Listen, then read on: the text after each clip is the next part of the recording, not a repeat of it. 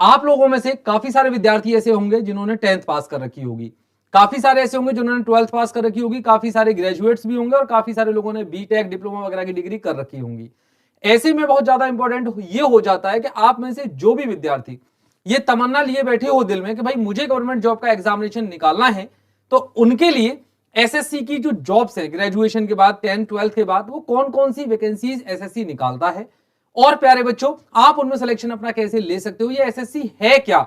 CPO सुनते हो, CGL सुनते हो, एमटीएस, सीएचएसएल, आप इतने सारे डिपार्टमेंट्स के बारे में सुनते हो, तो ये है क्या एसएससी और किस टाइप की जॉब्स ये निकालता है, आप उनमें कैसे अप्लाई कर सकते हो। तो आज हम सारा जो इसके बारे में चीजें हैं वो हम आज के सेशन में जानने वाले हैं। सबसे पहले आपको समझना है कि आखिरकार ये एसएससी है क्या प्यारे बच्चों। तो मैं आप लोगों को बस सिंपल सा बात बताऊं प्यारे बच्चों, ये जो डेट है 4 नवंबर 1975, भारत सरकार एक आयोग का गठन करती है प्रॉपर भर्तियों के लिए जिसका नाम होता है अधीनस्थ सेवा चयन आयोग।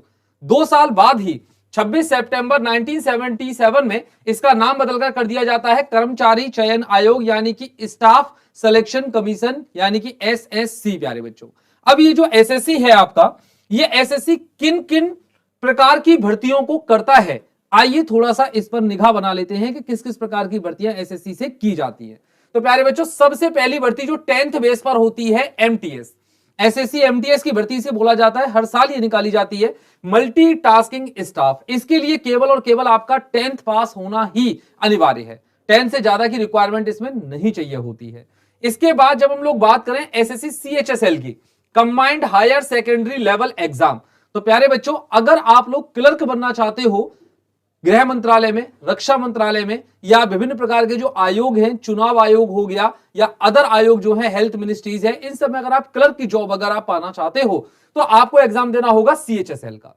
इसके लिए योग्यता केवल 12th पास होती है और एज आपकी मिनिमम 18 साल आपकी हो जानी चाहिए प्यारे बच्चों।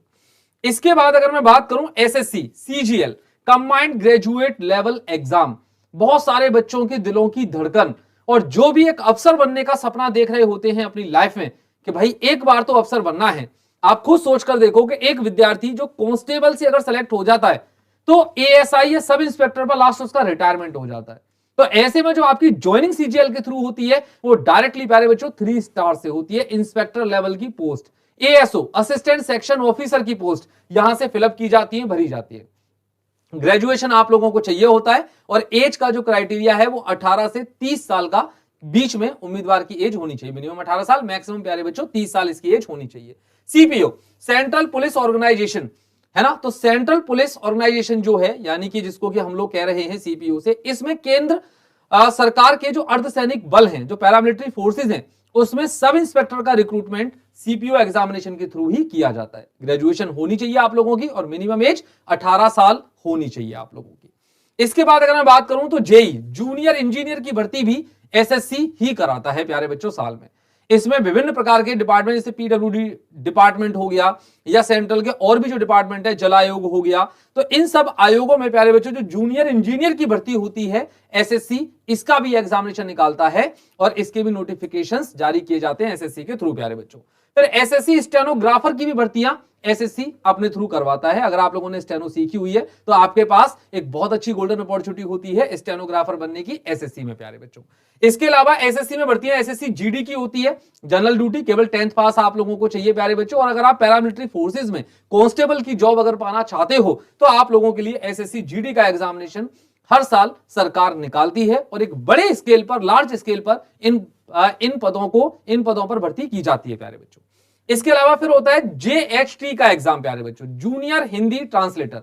तो जूनियर हिंदी ट्रांसलेटर का कार्य आप लोग अच्छे से जानते हो कि प्यारे बच्चों चीजों को हिंदी में ट्रांसलेट करना, इंग्लिश टू हिंदी का ट्रांसलेशन जो है, तो ये ट्रांसलेटर के रूप में भी ये हर साल आवेदन आप लोगों के निकलते हैं और ये भर्ती प्रक्रिया इस प्रकार संपन्न की जाती है प्यारे बच्चों। तो टोटल 8 प्रकार के पदों पर एसएससी भर्ती करवाता है प्रत्येक साल प्यारे बच्चों।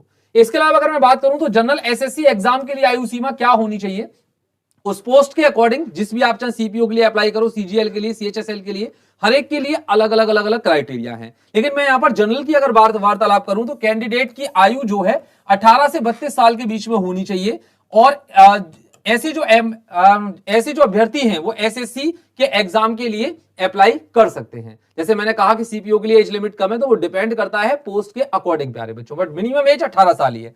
एसएससी एग्जाम के लिए क्वालिफिकेशन आप लोगों के पास क्या होनी चाहिए?